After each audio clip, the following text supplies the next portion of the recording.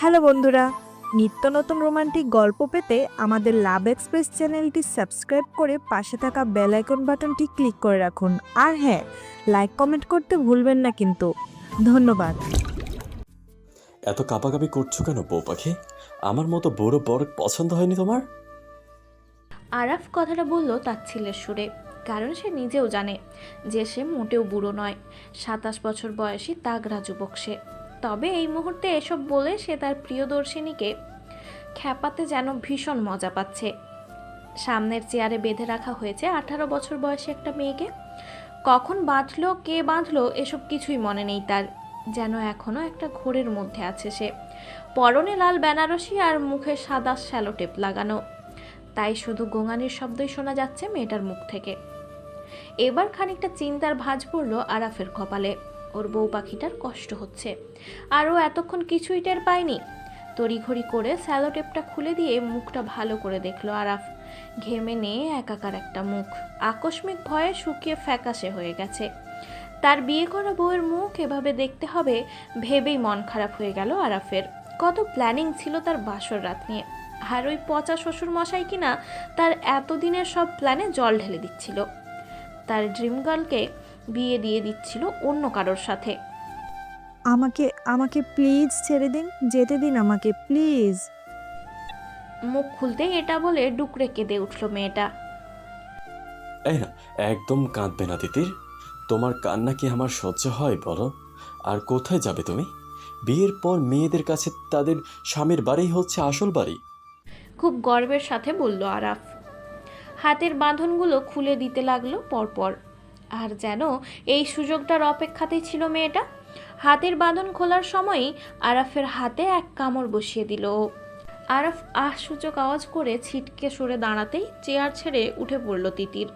মনে মনে একটাই চিন্তা, যে করেই হোক পালাতে হবে এই বাঘের ডেরা থেকে। মেয়েটা এক দৌড়ে রুমের দরজার কাছে গিয়ে দরজাটা খোলার চেষ্টাও চালালো কিছুক্ষণ, কিন্তু উপরওয়ালা এবারও সহায় হলো না তিতিরের। কারণ এই রুমের দরজা বর্তমানে লক করা, আর সে গ্যারেন্টি দিয়ে বলতে পারে চাবিটা আরাফের কাছেই আছে। হুট করেই আরাফ পিছন থেকে খুব কাছাকাছি চলে এলো ওর। কি করবে এই লোক এখন? ওকে মেরে টেরে ফেলবে নাকি?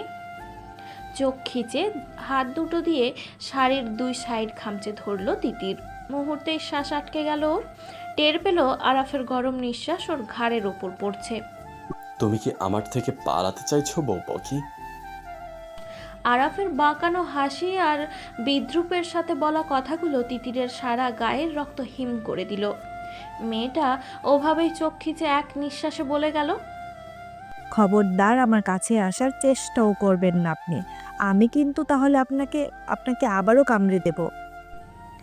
ফিজেল হাসলো আরাফ। পরপর তিতিরের কানের কাছে মুখ নিয়ে বলল, তোমার কি মনে হয় তুমি শুধু কামড় দিয়ে এই আরাফ চৌধুরীকে ঘায়েল করতে পারবে? ইউ নো হোয়াট বউ পাখি, you need to be more skilled to kill a monster like me. মানুষটা হাসছে ঠোঁট বাঁকিয়ে, চোখ জোড়া স্থির তিতিরের গালের ওপর। কিন্তু কথাগুলো শোনা মাত্রই দপ করে জ্বলে উঠল তিতির। পরপর আরাফের দিক থেকে মুখ ফিরিয়ে পায়ের আঙুলে ভর দিল, কোমরে হাত রেখে বলল, দেখুন, আপনি আরাফন আর বড় ফোন। আমি আপনার বউ পাখি নই। না আপনাকে আমি চিনি, না আপনার সাথে আমার কোনো দিন বিয়ে হয়েছে। সো প্লিজ আমাকে যেতে দিন। আরাফের চোয়াল শক্ত হলো মুহূর্তেই। যে চোখ এতক্ষণ তিতিরের জন্য নরম ছিল, সেই চোখে এসে ভিড়ল আক্রোশ। তা দেখেই কেঁপে উঠল মেয়েটা। বুঝলো আরাফ রেগে গেছে, ভয়াবহ রকমের রেগে গেছে। হতেই পারে লোকটা তিতিরকে অন্য কারোর সাথে গুলিয়ে ফেলেছে, কাছের কোনো মানুষ ভেবে ভুল করছে। কিন্তু এভাবে কথাগুলো বলা মনে হয় ঠিক হয়নি। তিতির যখন এসব আকাশ পাতাল ভাবনায় বিভোর, ঠিক তখনই ওর সামনে কিছু ছবি ছুঁড়ে ফেলে মুখ খুলল আরাফ। তুমি আমার বউ নও? আমাদের বিয়ে হয়নি? তাহলে এগুলো কি? এখন বলো, এই ছবিগুলো মিথ্যে, আমার বানানো? একটা কথা জেনে রেখো, এই আরাফ চৌধুরীকে যদি মরতে হয় তবুও সে তোমাকে তার বউ বানিয়েই মরবে। ছবিগুলো তুললো এক এক করে। এক একটা ছবি যেন পায়ের তলার মাটি সরিয়ে দিল ওর। অসম্ভব, এই লোকটা তিতিরকে অজ্ঞান করে বিয়ে করেছে, অথচ ও কোনো কিছুই বুঝতে পারলো না। প্রথম ছবিটায় ওর আঙুলের ছাপ নেওয়া হচ্ছে কাবিন নামায়। সাদা পায়জামা পাঞ্জাবিতে বর সেজেছে আরাফ, তিতিরকে ধরে আছে পাশে থেকে। ওই মুহূর্তে ছবিটি ক্যামেরা বন্দি করা হয়েছে, কিন্তু তিতিরের এসব কিছুই মনে নেই। কি করে মনে থাকবে, ওর তো জ্ঞানই ছিল না তখন। তিতিরের হাত পা কাঁপছে, ভয়ে আরও শুকনো হয়ে গেছে ছোট্ট মুখটা। এই লোক একটা সাইকো, বদ্ধ উন্মাদ যাকে বলে। এমন একটা লোককে তিতির কখনোই বিয়ে করতে পারে না। আর বিয়ে যদি করেও থাকে, তবুও সেই বিয়ের কোনো ভিত্তি নেই।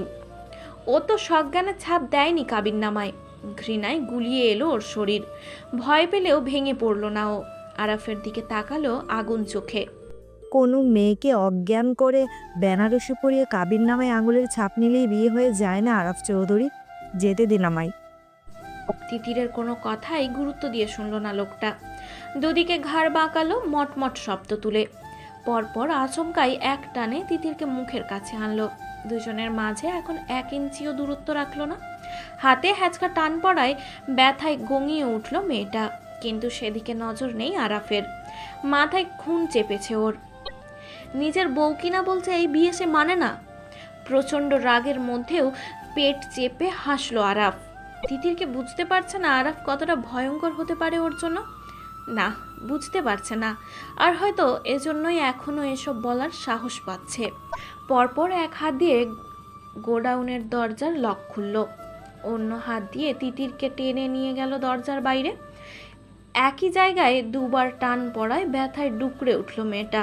দাঁতে দাঁত চেপে চোখের পানি মুছে বলল, এতই যখন ভালোবাসেন আপনার বউ পাখিকে, তাহলে বারবার এভাবে ব্যথা দিচ্ছেন কেন? তিতিরের দিকে তাকালো না আরাফ।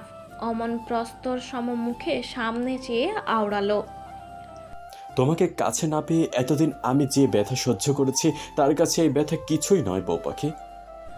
তিতির অবাক হলো লোকটার কথা শুনে। ওর কান্নার দমক বাড়ল। তারপর সেই কান্নার ভিতরেই বলল, কোথায় নিয়ে যাচ্ছেন আমাকে?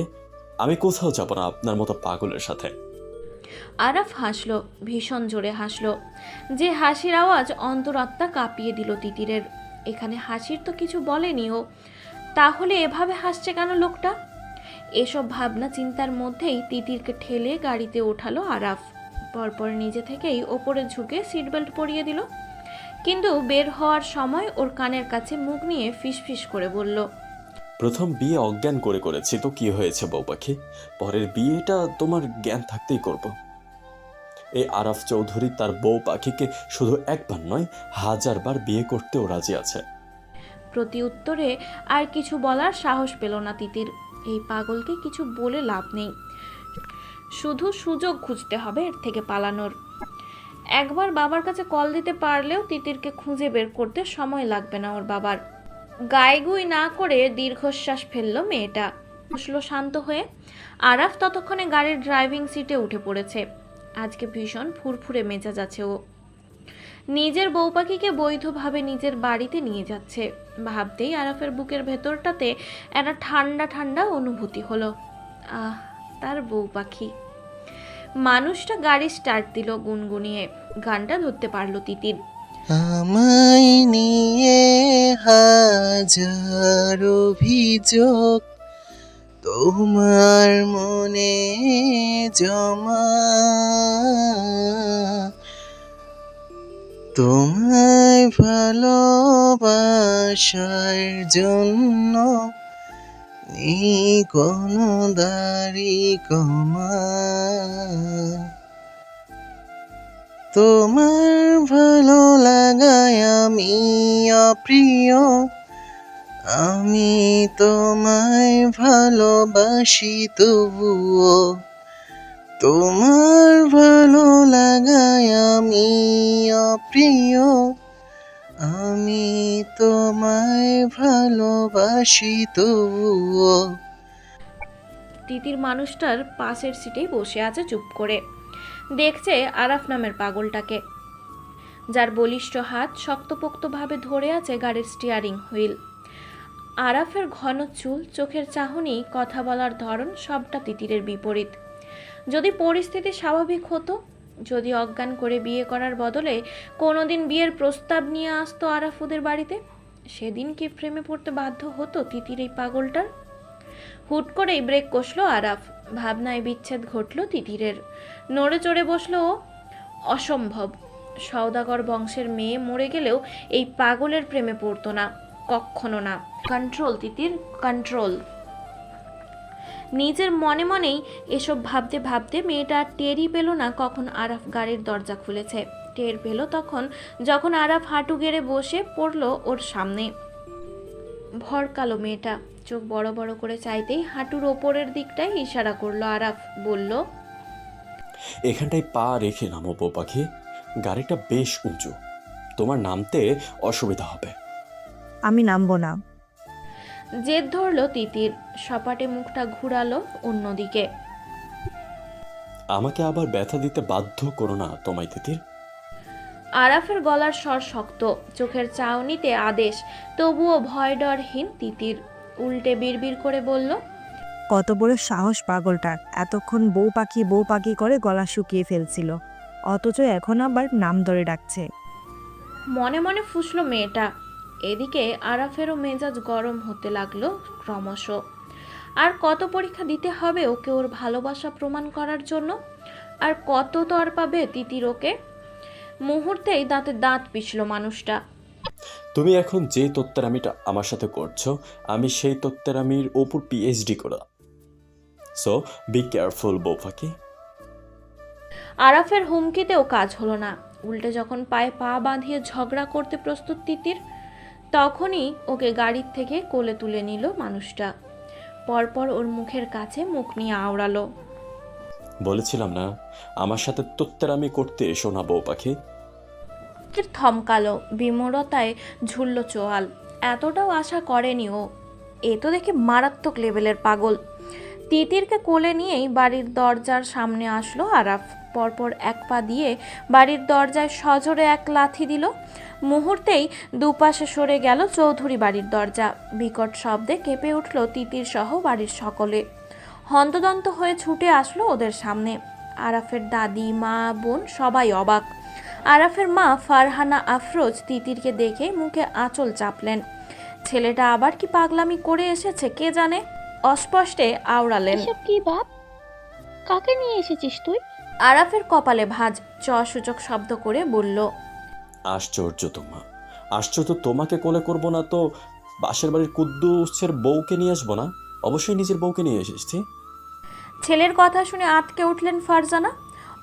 অথচ আরাফের দাদি ফরিদা পারভিন ফোকলা দাঁতেই হাসলেন।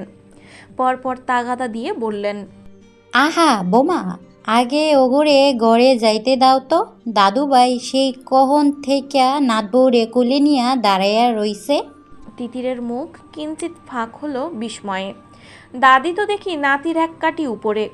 আরাফদের কাজের মেয়েটাও মিটিমিটি হাসছে ওদের দেখে। লজ্জায় পড়ে আরাফের কানের কাছে মুখ নিল তিতির। চোখ খিচে ফিস ফিস করে বলল, আপনি কি পাগল? প্লিজ আমাকে নামিয়ে দিন, প্লিজ। আপনার সব কথা শুনবো আমি, কিন্তু দয়া করে আমাকে আর লজ্জায় ফেলবেন না। আরাফের অভিব্যক্তি নিরেট। সেভাবেই কাঁধ উঁচিয়ে বলল, টু লেট বউ পাখি, তখন তত্ত্বেরামিটা না করলেই পারতে। তাহলে এখন আর এইভাবে লজ্জায় পড়তে হতো না, আর এই পাগলটার পাগলামিও দেখতে হতো না। পরপরই ওপর তলায় যেতে সিঁড়িতে পা বাড়ালো আরাফ। আর তখনই সামনে এসে দাঁড়ালেন আরাফের বাবা আহনাফ চৌধুরী। দরাজ গলায় বললেন, দাঁড়াও, বাদরামন একটা সীমা থাকা উচিত। আমার অনুমতি ছাড়া কোথায় যাচ্ছ তুমি? মেরে তোমার কাঠ খুলে দেবো। আহনাফ চৌধুরীকে কথা শেষ করতে দিল না আরাফ, তার আগেই বলে উঠল, তোমাকে নাতি নাতনির গিফট করতে যাচ্ছি বাবা, এখন প্লিজ ছেড়ে দাও, নয়তো সব এনার্জি এখানেই শেষ হয়ে যাবে। ছেলের কথা শুনে ভদ্রলোক বুকে হাত দিলেন। হাই প্রেশারের মানুষ, যখন তখন যা কিছু হয়ে যেতে পারে। কিন্তু সেদিকে তার ছেলের খেয়াল নেই। সে তো দিব্যি বোম ফাটিয়ে দাঁত বের করে রেখেছে। আরাফ কথাগুলো বলে তাকালো তিতিরের দিকে। হেসে চোখ টিপতেই খেঁকিয়ে উঠলেন আহনাফ চৌধুরী।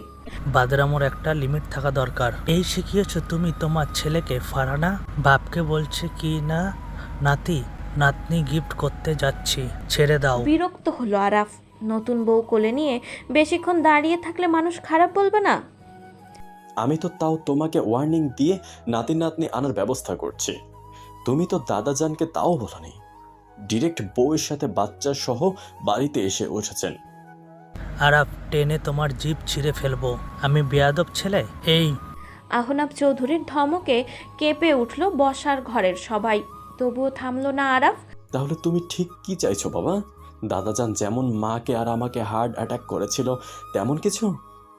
আহনাব চৌধুরী শব্দ খুঁজে পেলেন না ছেলের কথার জবাব দেওয়ার মতো। আহত শ্বাস ফেলে শুধু বললেন, মেয়েকে রেখে আমার রুমে আসো, তোমার সাথে আমার আলাদা বোঝাপড়া আছে। আরাফ তিতিরকে কোল থেকে নামালো একেবারে ওর রুমে নিয়ে গিয়ে। পরপর বেডের ওপর তিতিরকে বসিয়ে নিজে হাঁটুতে ভর দিয়ে বসলো ওর সামনে। মাথায় হাত বুলিয়ে দিতে দিতে বলল, বাবার কথায় কিছু মনে করো না, প্রথমবার শ্বশুর হয়েছে তো তাই একটু বেশি রিয়েক্ট করে ফেলছে। বিরক্তিতে চোখ খিঁচল মেয়েটা। কিছু বলতে গিয়েও ঠোঁট টিপে আটকালো। এই লোককে কিছু বলা আর না বলা সমান, বাবাকে পর্যন্ত ছাড় দেয় না। কিছু একটা মনে পড়তেই উঠে দাঁড়ালো আরাফ। আবদারের স্বরে বলল, আমি চৌধুরী সাহেবের সাথে একটু কথা বল আসছি, মিষ্টি নিয়ে আসলে খেয়ে নিও কেমন? তিতির নিশ্চুপ, ভাবছে শুধু কি করে একটা ফোন জোগাড় করে বাসায় জানাবে সবটা। মৌনতার কারণ খানিকটা আঁচ করতে পারলো আরাফ। হুট করে বসে থাকা মেয়েটার দুপাশে হাত রেখে ঝুঁকে আসলো মুখের সামনে। রাগ দেখাও, সমস্যা নেই, কিন্তু কথা বন্ধ রাখলে এই রুমে অ্যালাউড নয়। নয়তো দিনে কথা বন্ধ রাখলে রাতে তোমার গলা গোটা মহল্লা শুনবে। তিতিরের রাগের পারদ বাড়ল তরতর গতিতে।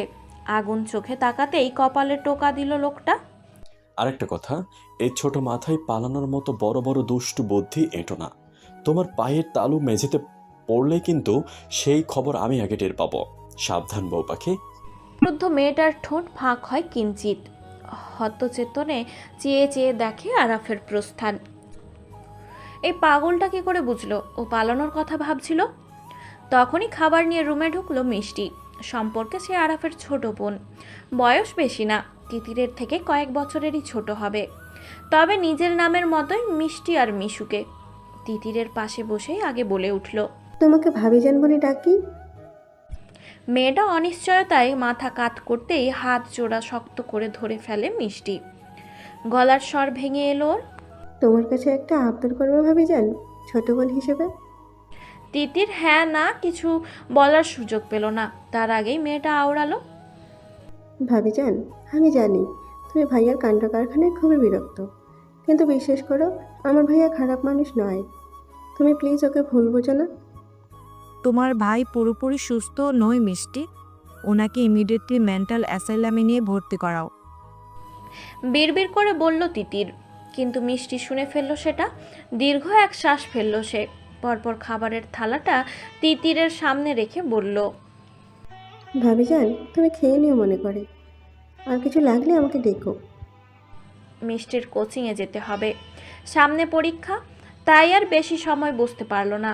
কিন্তু উঠতে নিলেই ওর হাতটা খপ করে ধরে ফেললো তিতির। তুমি এইমাত্র বললে না আমার কিছু লাগলে তোমাকে ডাকতে। মেয়েটা ওপর নিচ মাথা নাড়ল বোকা বনে। মনে মনে বাঁকা হাসলো তিতির।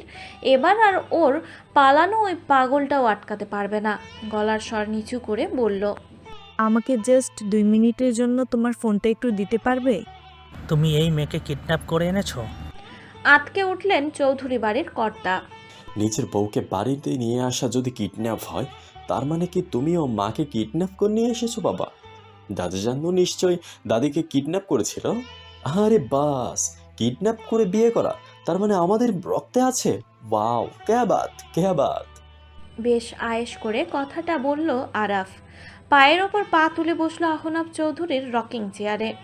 ছেলের কথায় মুহূর্তেই চোয়াল শক্ত হলো ওনার। দাঁতে দাঁত পিষে বলল, এই মেয়ের বাবাকে জানো? এই গোটা শহরের সবচেয়ে বড় মস্তান। তার হাতে মরার যখন এতই শখ হয়েছিল তোমার, তাহলে আমাকেই বলতে পারতে, আমিই মেরে দিতাম তোমাকে। নিঃশব্দে হাসলো আরাফ। মরার ভয় ও পায় না। চেয়ারে ঝুলতে ঝুলতে আওড়ালো, টেনশন করো না বাবা, তোমার এই ছেলে তোমাকে ডজন খানিক নাতি নাতনি না দিয়ে মরবে না। যা শাট আপ! ভোটের দিন ভরা সমাবেশে ওর বাবার লোকেরা যে তোমাকে গুলি করেছিল ভুলে গেছো সে কথা তুমি? আরাফের ঠোঁট বেঁকে এলো একপাশে। প্রস্তর সম আননে প্রহসনের ছাপ। দাঁড়িয়ে দুহাত প্যান্টের পকেটে গুজে বলল, শ্বশুর জামাইয়ের মধ্যে একটু একটু খুলসুতি হবে, এটাই তো স্বাভাবিক বাবা। তোমার মেয়ের আগে মেয়ে দাও, তখন দেখবে তোমারও তখন এমন খুলসুটি করতে ইচ্ছে করবে মেয়ের জামাইয়ের সাথে। Trust me. না, কোনোভাবেই নিজের ছেলেকে বোঝাতে পারছেন না উনি। বুকের ব্যথাটাও বাড়ছে ক্রমশ। ক্লান্ত শরীর নিয়ে বসে পড়লেন বিছানার ওপর। শেষবারের মতো বললেন, তিতিরের বাবা তোমার আজ অপোজিশন পার্টির নেতা। এবারে তোমার ভোটে জেতাটাও ভালোভাবে নেননি উনি, তাই তো তোমাকে প্রাণে মারতে চেয়েছিলেন। তারপরও তুমি এই মাস্তানের মেয়েকেই নিজের জীবনসঙ্গী জড়ালে।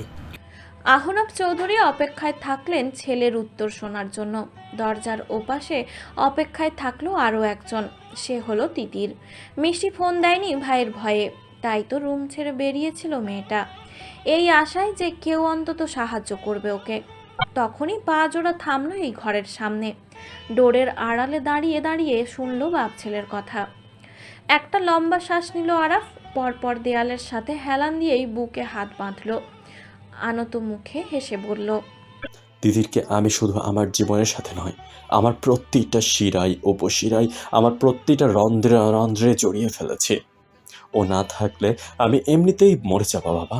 তার থেকে এইটুকু লাইফ রিস্ক নিয়ে বেঁচে থাকা ভালো নয়? ইডিয়েট। একই সাথে বলে উঠল শ্বশুর বৌমা, একজন দরজার এপাশে বসে, অপরজন ও পাশে দাঁড়িয়ে।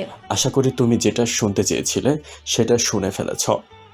আমি তাহলে আসি, নয়তো আমার বউটার আবার দরজার পিছনে দাঁড়িয়ে দাঁড়িয়ে থাকতে আবার পা ব্যথা হয়ে যাবে।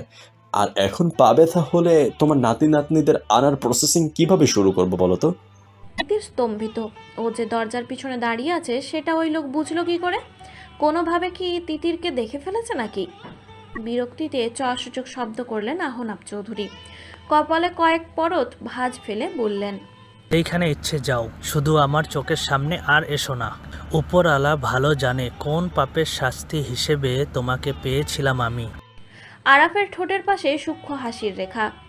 বুকে হাত গুঁজেই বলল, এটা কি শাস্তি কেন বলছো? নেয়ামত বলো, নেয়ামত। আমি আসাতেই না দাদাজান এত তাড়াতাড়ি উপরে গেল।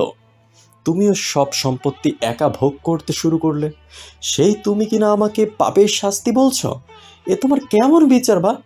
আহনাব চৌধুরী হতাশ। বিমূঢ় মুখে মাথা নাড়লেন শুধু। এই বয়সে ছেলের সাথে তর্কে যাওয়ার শক্তিও নেই তার। তিতির হাঁসফাঁস করে দরজার পেছনে দাঁড়িয়ে, না, কোনোভাবেই ওই পাগলের হাতে পড়া যাবে না। তার আগেই রুমে চলে যেতে হবে ওকে। কিন্তু বিপত্তি ঘটলো ওখানেই। তাড়াহুড়োতে কখন যে শাড়িতে পা পেঁচিয়েছে খেয়ালই করেনি তিতির। যেতে নিলেই হুমড়ি খেয়ে পড়ল সামনের দিকে। পাশে রাখা লম্বা মতন টুলের উপর কাঁচের ফুলদানি, হাতের ধাক্কা লেগে সেটাও মাটিতে পড়ে খান খান। কাঁচের টুকরো এসে বিঁধল ওই ফর্সা পায়েও। ব্যথায় চোখ মুখ কুচকে এলো মেয়েটার, তবুও দাঁতে দাঁত চেপে সহ্য করলো সবটা। শব্দ করলো না একটুও। পাছে পাগলটা যদি টের পেয়ে যায় ও এখানেই ছিল। আর ঠিক সেই সময়ে ওর পিছন থেকে এসে উঁকি দেয় কেউ একজন। তোকে ঘটনার আকস্মিকতায় ধরফরায় তিতিরের বুকের ভিতর। মুখ ঘুরিয়ে দেখার আগেই এক ঝটকায় শূন্যে উঠল শরীরটা। পড়ে যাওয়ার ভয়তে জড়িয়ে ধরল আগন্তুকের গলা। চোখ খিচে বন্ধ করলো। হুট করেই কানের পাশে কারোর গরম নিঃশ্বাস। মুখ নিয়ে ফিসফিস করে বলল, এই বুড়ো বরটাকে এতটাই মিস করছিলে যে একেবারে কেঁদে কেটে ভাসিয়ে দিচ্ছ বউ পাখি? ভালো টালো বেসে ফেলে নাকি আমাকে আবার? শটান চোখ মেলে চায় তিতির। আরাফের কোলে নিজেকে আবিষ্কার করতেই রাগে নাকের ডগা লাল হয়ে ওঠে ওর। এক হাত আরাফের গলায় রেখে অন্য হাত দিয়ে ভেজা গাল মোছে। পরপর মুখ ফুলিয়ে বলল, বইই গেছে আপনাকে ভালোবাসতে, আবার নামিয়ে দিন, আমাকে নামিয়ে দিন বলছি। আরাফ নামায় না ওকে। সোজা পা বাড়ায় নিজের রুমের দিকে। যাওয়ার সময় সামনে পড়ল কাজের মেয়ে মর্জিনা। তাকে দেখে থামলো আরাফ। কাট কাট গলায় বলল, মাকে বলো একটা নতুন সুতির শাড়ি বের করে দিতে। বউকে ভারী বেনারসির বদলে আমার লুঙ্গি পরে ঘুরবে নাকি? মর্জিনা থতমত খায়। বিস্ময়ের তোড়ে চোখ বড় বড় করে শুধোয়। আগে চাইনিজ ভাষায় বলবো, বাংলা বোঝো না? মর্জিনা ঢোক গিলল। আমতা আমতা করে বলল, কিন্তু আম্মা তো মেলা রাগ পাইছে, হুইলে আছে ঘরের ভিতর। এমন শাড়ির কথা কইলে যদি মাইর দেয়। আরাফের চোখে মুখে স্পষ্ট বিরক্তি। মাও যে কেন এমন করছে? দুদিন পর দাদি হবে, কোথায় সেই খুশিতে এখনই সন্দেশ বিলোনো শুরু করবে সবাইকে, তা না, মুখ ফুলিয়ে বসে আছে। আচ্ছা বেশ, মিষ্টিকে বল শাড়ির সাথে একটা ফার্স্ট এইডের বক্সও পাঠাতে, নাকি এটাও পারবি না? মর্জিনা কেঁপে ওঠে ওই গম্ভীর কণ্ঠে, তড়িঘড়ি মাথা কাত করে ছুট লাগায় মিষ্টির ঘরের দিকে। আরাফও এসে থামে নিজের কামরার সামনে, এক পা দিয়ে ভিড়ানো দরজা ঠেলে ভিতরে ঢোকে। পরপর তিতিরকে কোলে নিয়েই বসে পড়ে বিছানার উপর। এক দৃষ্টিতে দেখতে থাকে গুটিসুটি হয়ে থাকা তার পুতুলের মতো বউটাকে। মেয়েটার চোখ এখনো পানিতে টলমল করছে, সাদা বিছানা ভিজেছে পায়ের কাটা জায়গা দিয়ে ফোঁটায় ফোঁটায় চুইয়ে পড়া রক্তে। জ্বালা পোড়ার সাথে ব্যথা রয়ে গেছে সেখানটায়। আরাফ তর্জনী দিয়ে সেই রক্ত ছোঁয়, পরপর সেই আঙুল স্লাইড করে মেয়েটার গালে। সিটিয়ে আসে তিতির, শোনে এক মাদকতা মেশানো কণ্ঠ। কাঁদলে কাউকে এত সুন্দর লাগে এই প্রথম দেখলাম। আমার বউয়ের গালের রঙও দেখি এই রথের রঙের মতোই। কি করেছো বলো তো তুমি আমায়? What have you done to me darling? আরাফের কথা শুনে আবারও ফুঁসে ওঠে তিতির, নিজের ছোট্ট হাত মুষ্টিবদ্ধ করে। পরপর আরাফের শক্তপোক্ত বুকের ওপর জোরে সোরে কিল বসিয়ে বলে, এখনো তো কিছু করিনি, তবে এবার করব। জানে মেরে ফেলবো আপনাকে, তারপর পালাবো এখান থেকে। আরাফ ঠোঁট বাঁকায়, বিদ্রুপের ন্যায় হেসে ঝুঁকল মেয়েটার মুখের সামনে। নিম্নাষ্ট কামড়ে বলল, আমার সাথে ফ্ল্যাট করছো বউ পাখি?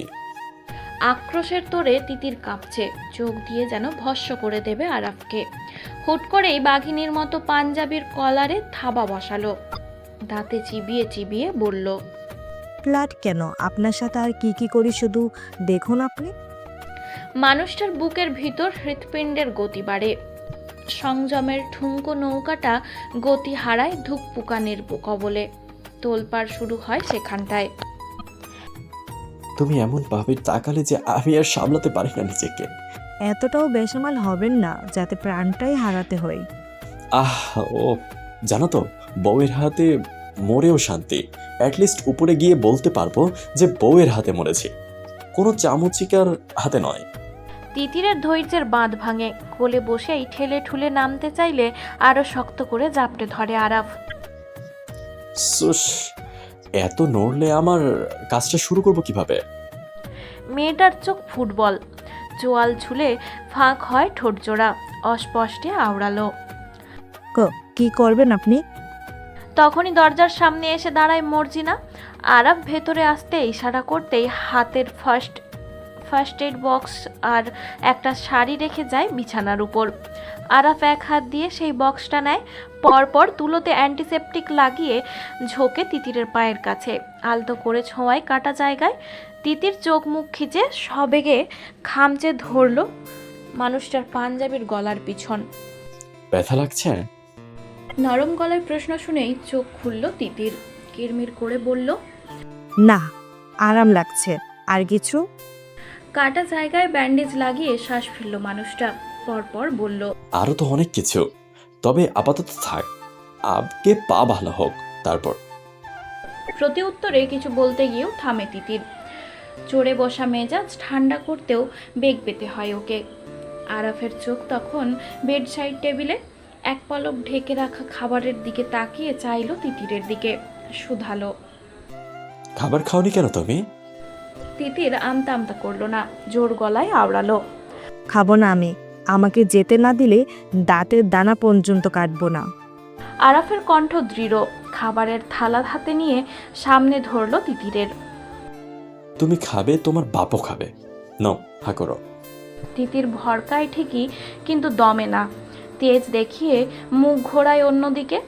আমি একবার যেটা বলি সেটাই করি। খাবো না বলেছি তার মানে মেরেও খাওয়াতে পারবেন না আপনি আমাকে?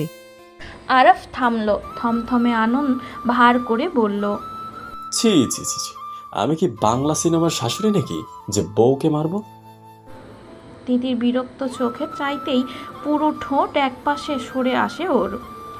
আমার ডিকশনারিতে যে বউ ছাড়া যে কোনো শব্দ নেই, সেই বউকে মারা তো দূর কথা, একটা টোকাও লাগাবো না, শুধু একটা বিশেষ সময় বাদে। মেয়েটার কপালে ভাঁজ পড়লো অমনি কৌতূহল বশত জিজ্ঞেস করে বসলো।